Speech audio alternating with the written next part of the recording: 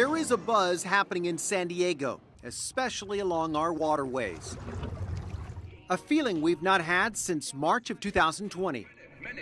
You can do a lot on Zoom, very convenient, but you can't do everything, and people just want to see each other again. There is hope. But before we look forward, we have to take a closer look at the financial hole we're in now.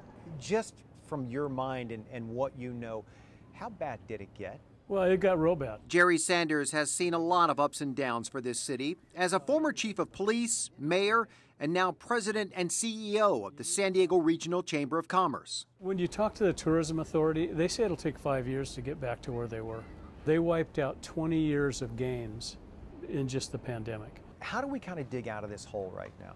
Well, you know, I think we're seeing tourism start to dig out of it already. In his conversations with hotel managers, Sanders says they are already seeing an uptick on weekends.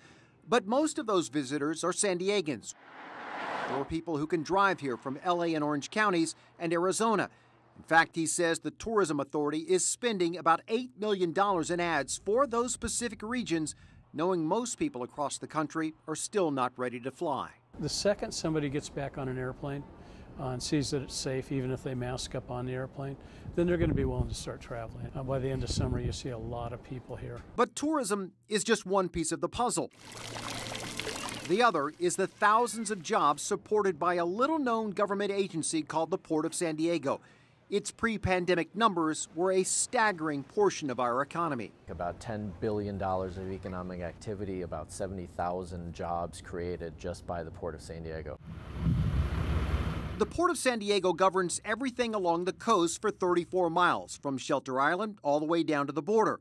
It's responsible for the convention center, the cruise terminal, Seaport Village in the Embarcadero, the new brick at Broadway and Pacific Highway, the Chula Vista Bayfront project, and more. It doesn't tax you. Instead, it collects revenue from those businesses along the bay to fund major projects to enhance our region. So when those tenants are suffering, the port suffers. We estimate that we lost about $100 million in revenue over the last 16 months, and that's not coming back. The port itself survived this once-in-a-lifetime pandemic with the help of about $30 million in a rainy day fund. That helped to continue the completion of projects such as the new Rady Shell at Jacobs Park and the Portside Pier featuring the Brigantine, which opened in July of 2020, right as the pandemic was surging. In the middle of the pandemic, it has been doing great even during the pandemic because a lot of it is open air dining.